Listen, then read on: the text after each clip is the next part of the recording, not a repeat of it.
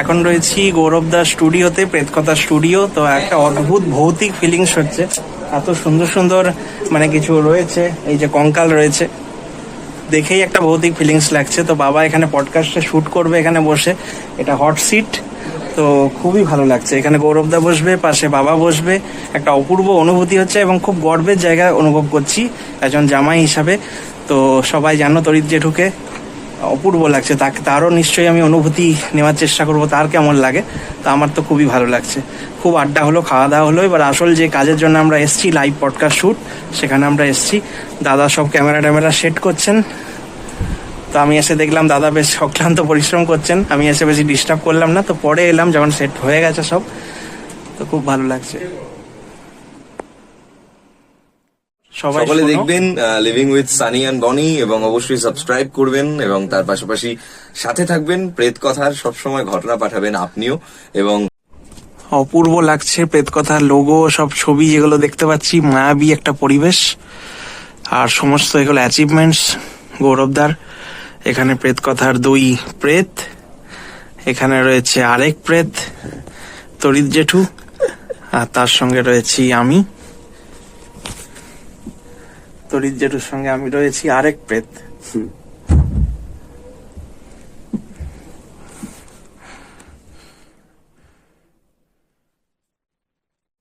তো এখন সব সেটিং চলছে প্রেতকথা স্টুডিওতে, যা যা রয়েছে, ক্যামেরা, লাইটস, যে পডকাস্ট হবে। তো পডকাস্টের পেছনে কিন্তু অনেক গল্প থাকে, বিহাইন্ড দ্য সিনস, অনেক অক্লান্ত পরিশ্রম থাকে এই মানুষগুলোর।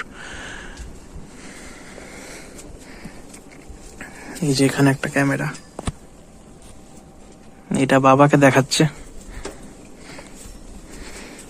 এখানে একটা ক্যামেরা, এটা গৌরবদা যেখানে বসবে সেটা ফোকাস হচ্ছে।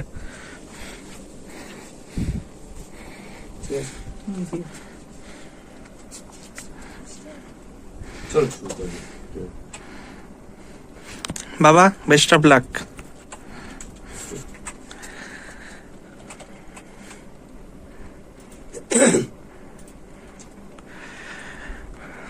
বেশি কিছু বলবো না, বাবা টেনশন করবে। এখন নিশ্চিন্তে পডকাস্ট শুট হোক।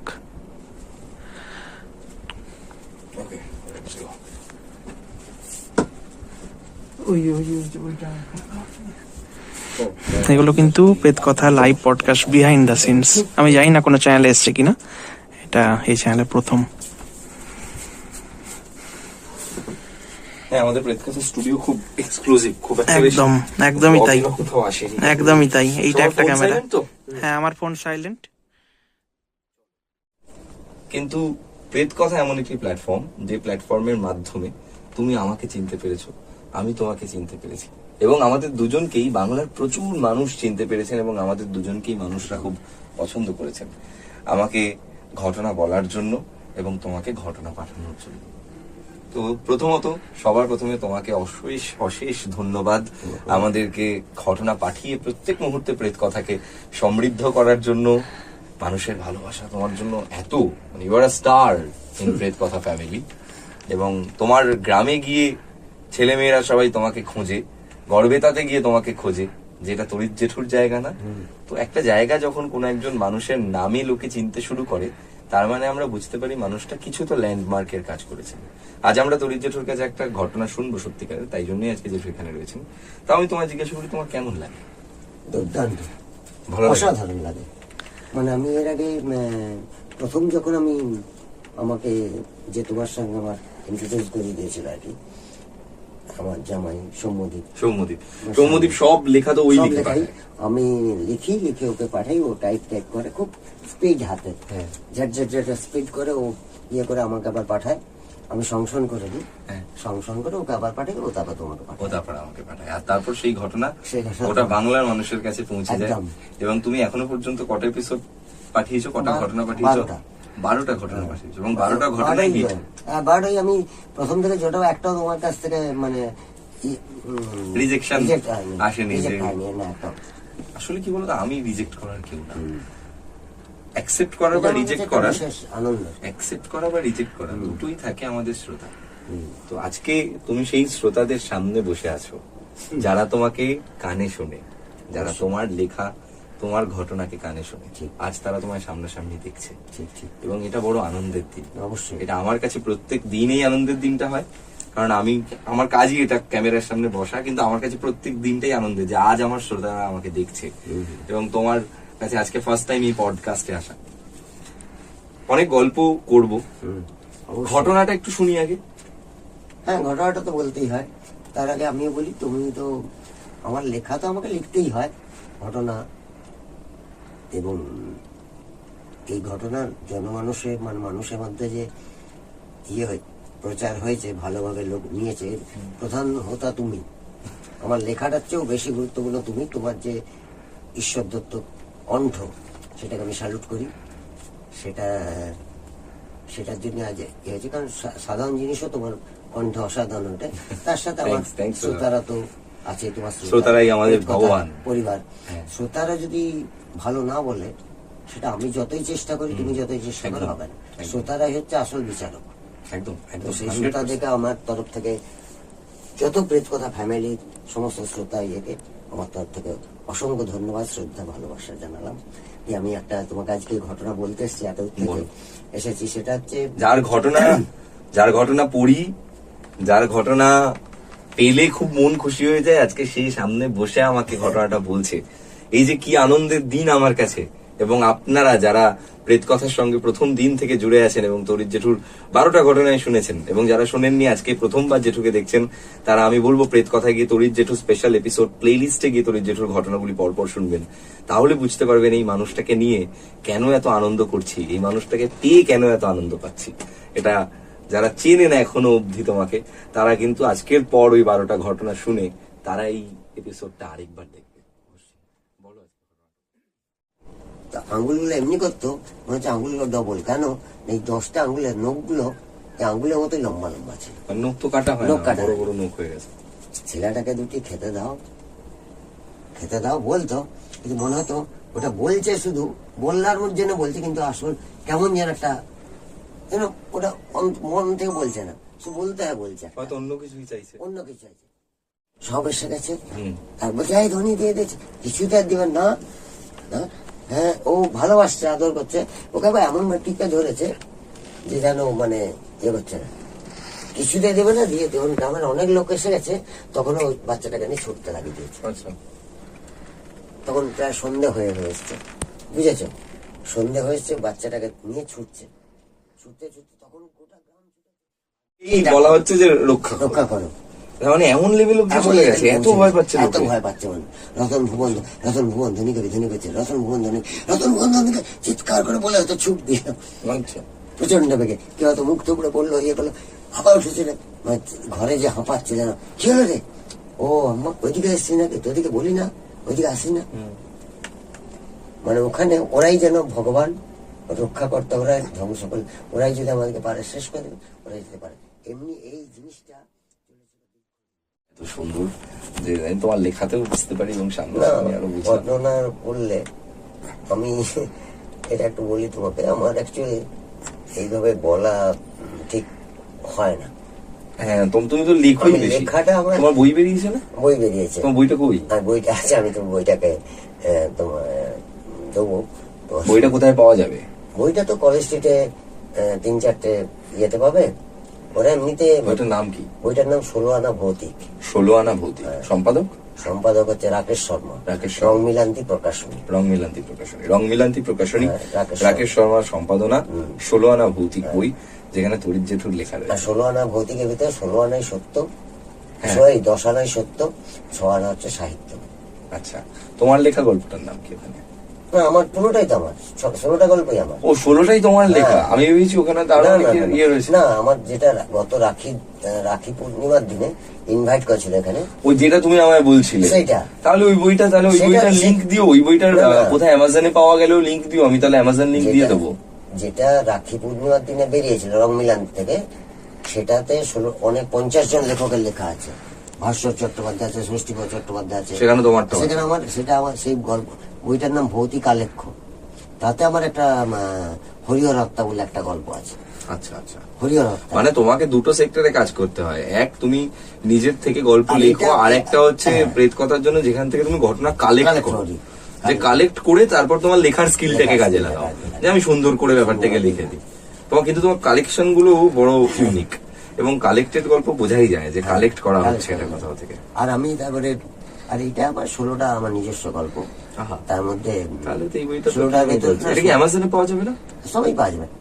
কি সৌম্যদীপ অ্যামাজনে পাওয়া যাবে? তাহলে অ্যামাজন লিঙ্কটা দিয়ে দেবো আমরা, হ্যাঁ অ্যামাজন লিঙ্কটা দিয়ে দেবো। মিলান্তি প্রকাশন এখানে ইয়ে করলে মোবাইলে, এই ছিল আজকের ব্যাপারটা। আর বলার কিছু থাকে না। এত সুন্দর একটি ম্যাচিওর ভৌতিক ঘটনা শুনলাম, যে ঘটনা শুনে মনে হলো যে না, অনেকদিন বাদে একটা দুর্দান্ত ভৌতিক ঘটনা শুনলাম। আশা করছি আপনাদের ভালো লেগেছে। থ্যাংকস আ লট তরিৎ জেঠু ফর কামিং। এবং আপনারা শুনতে থাকুন প্রেত কথার আমাদের লাইভ পডকাস্ট গৌরব তপদার ব্লগস চ্যানেলে। এবং আপনিও যদি ঘটনা পাঠাতে চান, এবং আপনিও যদি চান স্টুডিওতে এসে ঘটনা বলতে, তাহলে 9875476704 এই নম্বরে আমাদেরকে হোয়াটসঅ্যাপে ভয়েস করে। দুর্দান্ত এপিসোডের শেষে তরিৎ জেঠুর সঙ্গে আমার সেলফির টাইম হচ্ছে এখন। তো অসাধারণ একটা মানে মুহূর্ত আমাদের জন্য, অদ্ভুত সুন্দর লাগছে, আর একটা গর্বের মুহূর্ত। তো এই মাত্র প্রেত কথা লাইভ পডকাস্ট শেষ হলো, মানে বাবার শ্যুটটা শেষ হলো, যেখানে বাবা একটা সত্যি ভৌতিক ঘটনা বললো, গড়বেতার নিজের এলাকার ঘটনা। তো গড়বেতা থেকে যারা শুনছো তাদের তো অবশ্যই শুনতে হবে, আপামর বিশ্ববাসী সারা বাংলা সবাই শুনো, অসাধারণ একটা ভৌতিক ঘটনা বাবা বলেছে। তো বাবা, তোমার অনুভূতিটা কিরকম লাইভে এরকম গৌরবদার সামনে বসে ঘটনা বলতে পেরে? খুব সুন্দর লাগলো, এবং আমি গৌরব আমাকে আগেই বলে দিয়েছিল, তাই আমি সেইভাবে বলিনি, কোনো আর্টিফিশিয়াল ব্যাপারই ছিল না, কোনো তোমার মধ্যে মেকি ব্যাপার ছিল না, একদম আমি মনে হচ্ছে যেন কথোপকথন হচ্ছে। হ্যাঁ, তো গৌরবকে যেভাবে বলতে বলেছিলাম আমি সেইভাবে বলার চেষ্টা করেছি। এবং এটা যেহেতু বাস্তব ঘটনা, কোনো গল্প নয় না, হ্যাঁ, প্রেত কথার মেন উদ্দেশ্য এখানে গল্প নয়, ঘটনা শোনানো হয়। যেহেতু ঘটনাটা যেভাবে আমি আমার বন্ধু বান্ধব তোমাদের যে কোনো পরিচয় দিই, জাস্ট সেইভাবে আমি বললাম। তো এখানে কোনো সুন্দর হচ্ছে, আমার একটা ভীষণ গর্বের জায়গা এটা। আজ প্রেত কথার 7 লক্ষ সাবস্ক্রাইবার পূর্ণ হচ্ছে, আর সেখানে তরিৎ জেঠু এসে লাইভে ঘটনা বলছে। তো এটা আমার পক্ষে একটা ভীষণ গর্বের ব্যাপার, জামাই হিসাবে শ্বশুর মশাইকে এরকম একটা জায়গায় দেখতে পেরে, এই হট সিটে দেখতে পেরে।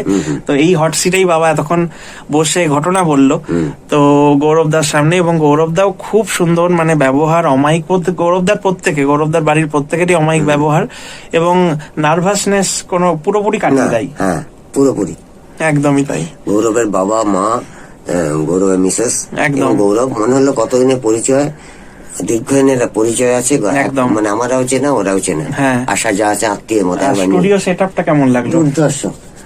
অসাধারণ, দুটো কঙ্কাল দুদিকে রয়েছে, প্রেত কথার লোগো ওখানে ছিল এতক্ষণ, আর সঙ্গে আমি তো সামনে বসে বাবার ঘটনা শুনলাম, ক্যামেরার পেছনে আমি ছিলাম, আর দাদা ছিলেন যিনি এডিটার বা ক্যামেরা সেটআপ যারা করেন। তো ওদের অক্লান্ত পরিশ্রম আছে। গৌরবদার ভয়েস দেখলে সামনে থেকে আরো ভালো, এবং উনি এত সুন্দরভাবে সাবলীলভাবে সব বললেন, দারুণ। তো আমি সব যতটা পেরেছি ভ্লগে নেওয়ার চেষ্টা করেছি, আরো ক্লিপস তোমরা দেখতে পাবে, দেখতে থাকো। এখন আমরা প্রেত কথার যে স্টুডিও গৌরব তপদার বিখ্যাত ইউটিউবারের, সেখানে তো বাবার পডকাস্ট শুট হলো। তো আমরা এখন ওয়েটিং রুমে বসে আছি, কারণ স্টুডিওটার ভেতর বসতে একটু মায়াবী ভৌতিক পরিবেশ, ওখান থেকে বেরিয়ে এসে একটু এই পরিবেশে এলাম, একটু রিল্যাক্স হতে এলাম। তো এই সোফাতে এখন বাবা বসেছে, রিল্যাক্স হচ্ছে, আর আমিও একটু ঢকঢক করছি, ছবি টবি তুলছি বাবার সঙ্গে। এই সুযোগ কবার পাবো, আর কজনই বা পাই। তো আমার কাছে এটা অহংকারের ব্যাপার, আমার কাছে একটা গর্বের ব্যাপার যে আমার শ্বশুর মশাই তরিৎ জেঠু, এটা সত্যি খুব গর্বের ব্যাপার এবং আমার কাছে, এবং বাবারও খুব ভালো লেগেছে এখানে আসতে পেরে। বাবা সবসময় তুমি বলছোই তোমার কেমন লেগেছে। মেন ব্যাপার হলো আজ থেকে অনেক বছর পর হয়তো এখানে সেলিব্রিটিরা বসবে, আরো বড় শ্রোতা থাকবে, হয়তো তুমিও আবার এখানে আসতে পারবে। তবে এখানে যে আমরা বসতে পারছি, এত সুন্দরভাবে সময় কাটাতে পারছি তার ফ্যামিলির সঙ্গে, গৌরবদার সঙ্গে, এটা অনেক বড় ব্যাপার। এবং খুব অমায়িক মানুষ, সব থেকে যেটা বড় ব্যাপার, খুব অমায়িক মানুষ। তো বাবা, ওভারঅল এক্সপিরিয়েন্স কেমন লাগলো?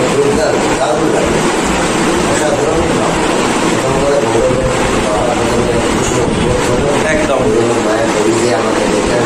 হ্যাঁ, এত সুন্দর খাওয়া দাওয়া,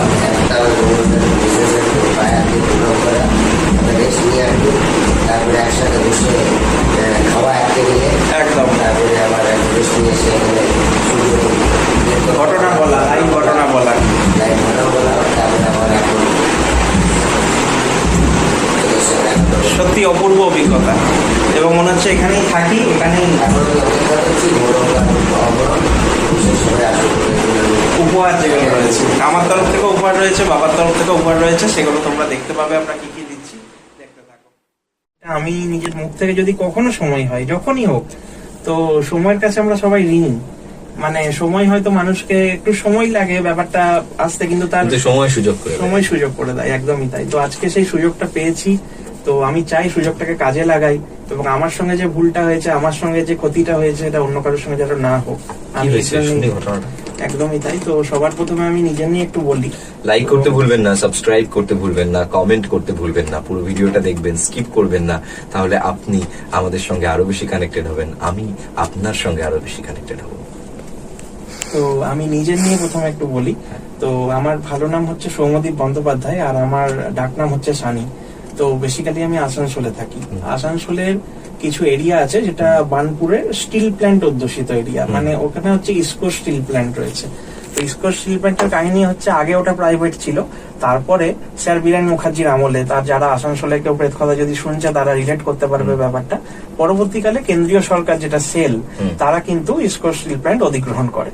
এবার সেখানে একটা টাউনশিপ তৈরি হয়, বার্নপুর নিউ টাউন, এবং সেই টাউনশিপকে কেন্দ্র করে অনেক গ্রাম, নাকরাসোতা, ছোট দিঘারি, বড় দিঘারি, বরতরিয়া, 8 নম্বর, 9 নম্বর, এরকম ভাবে অনেকগুলো গ্রাম বস্তি অনেক কিছু গড়ে ওঠে দিনে দিনে। এবারে ব্যাপার হয়, টাউনশিপটা যেটা আছে নিউ টাউন, সেটা কিন্তু পুরোপুরি ইসকো টাউনশিপ, মানে 1 নম্বর 2 নম্বর দিক থেকে 20 নম্বর পর্যন্ত রোড আছে ওখানে। তো এক একটা রোডে এক একটা, দুর্গাপুরে যেমন আমরা ডিএসপি টাউনশিপ পাই, এখানেও ইসকোর একটা টাউনশিপ আছে, প্রত্যেকটা আলাদা সাজানো শহর একদম।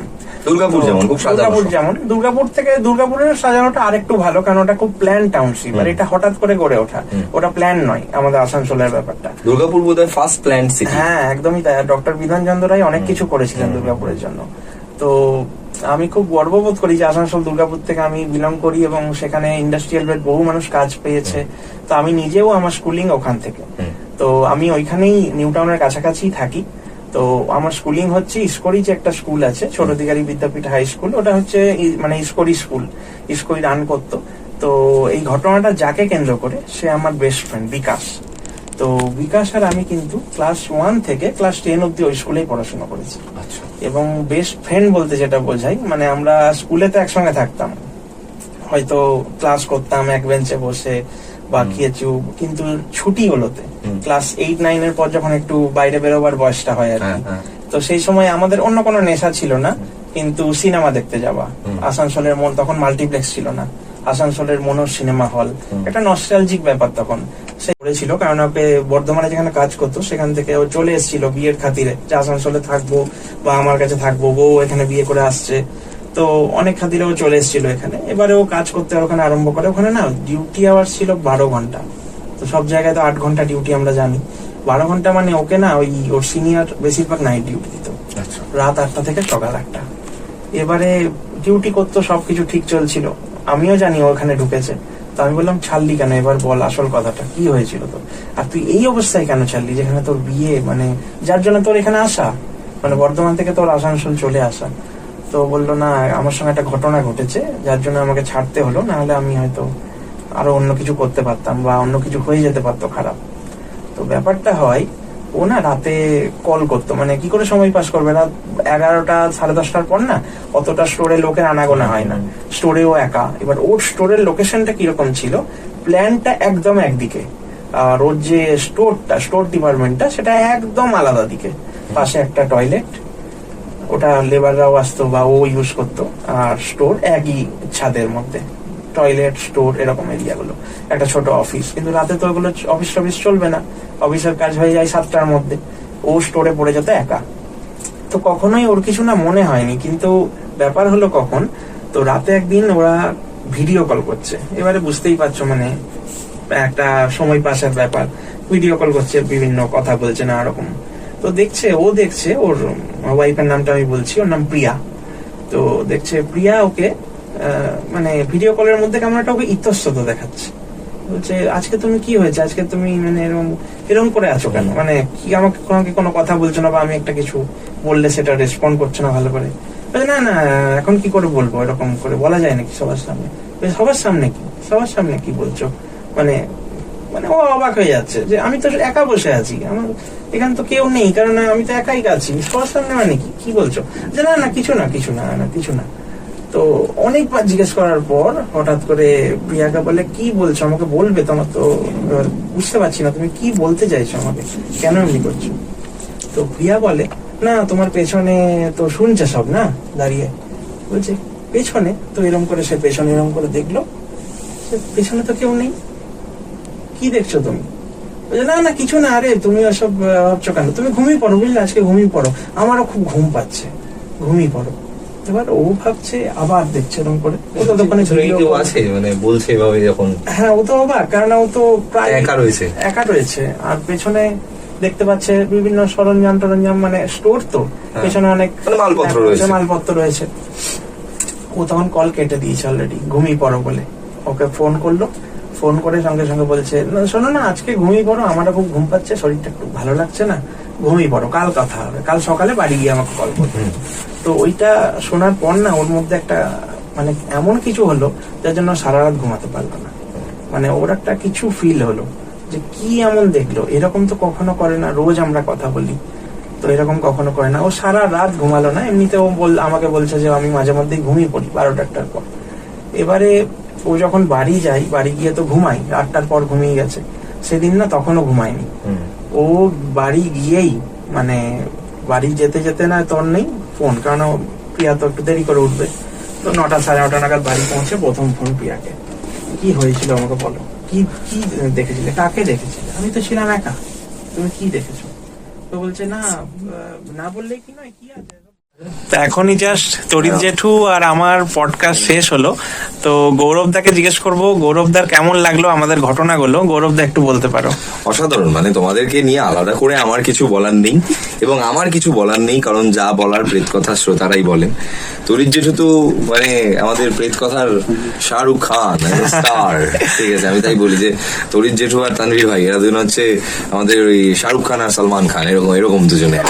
তো মানে আলাদা করে কিছুই বলার নেই। তরিৎ জেঠুর এত সুন্দর বর্ণনা আজকের এপিসোডে, ঘটনাকে এত সুন্দর করে বলা, একদম ছোটবেলায় ফিরে গেছি জেঠুর কাছে গল্প শুনে, তারপর তোমার কাছে শুনলাম ঘটনা, এবং সেই ঘটনাটাতে প্রত্যেকটা বার যখন তুমি বলছিলে যে খাটের তলায় আছে, ততবার যে আমার যে গুজবাম্পস হয়েছে। আমার খুব কম পডকাস্টে এমন হয় যে আমি সামনাসামনি বসে ভয় পেয়ে যাচ্ছি। একদম, আর আমিও যতবার ঘটনাটা ভেবেছি যে এখানে বলবো, বা এই ঘটনাটা আমি অনেককে বলবো, মানে অনেক সময় হয় না ভূতের আড্ডা, অনেকে বলে একটা ভূতের গল্প বলো, যেখানেই যাই আমি লোকে আমায় এটাই বলে, একটা ভূতের গল্প না, একটা ঘটনা বলো না, সত্যি ঘটনা বলবে, আমাকে সবাই এরকম করবে, সত্যি ঘটনা বলবে। কারণ যে ঘটনা আমি বলেছি সবাইকে শুনতে হবে, প্রেত কথা গৌরব তপাদার ব্লগসে গিয়ে ঘটনাটা আমাদের যখন আসবে আমি সবাইকে লিংক দিয়ে দেবো, অবশ্যই জেনেই যাবে। তো এই ঘটনাটা আমি সবাইকে বলবো, মানে আমার নর্মাল আমার পার্সোনাল ফ্রেন্ডসদেরকেও, বা যেখানে আমি যাই বলতে বলে আমাকে নিশ্চয়ই এই ঘটনা। আর প্রথম এই ঘটনাটা আমার গৌরবদাকে মেসেজে শেয়ার করা, কারণ আমি যে বিপদের মধ্যে পড়েছিলাম, আমি চেয়েছিলাম এখানে এসে সবাইকে বার্তাটা দিতে। তার সঙ্গে বাবার যে ঘটনা, মানে গর্বে তার বাবার যে ছোটবেলায় ঘটনা, মানে একটা যে বাবা দুর্দান্ত ঘটনা, অসম্ভব সুন্দর। সবাই দেখবেন লিভিং উইথ সানি অ্যান্ড বনি, এবং অবশ্যই সাবস্ক্রাইব করবেন, এবং তার পাশাপাশি সাথে থাকবেন। প্রেত কথার সবসময় ঘটনা পাঠাবেন আপনিও, এবং ওই মৌলভীর নাম্বার, ওটা তোমার কাছে লোকে পাগল করে দেবে। নিশ্চয়ই আমি সাহায্য অবশ্যই করতে রাজি, কোনো অসুবিধা নেই। আর এটা খুব ভালো লাগলো এখানে আসতে পেরে, খুবই সুন্দর লাগলো, দারুণ একটা অভিজ্ঞতা নিয়ে এখান থেকে বেরোচ্ছি। আর একটা যেটা দুর্দান্ত ব্যাপার, আমরা আবার আসবো। একদম অলওয়েজ ওয়েলকাম টু আওয়ার প্রেত কথা। একদম। তো চলো এখানে ব্লগটা আমরা আজকে শেষ করছি, আগামী কোনো ব্লগে জীবনের অসাধারণ ঘটনা একদম দেখা হবে আবার।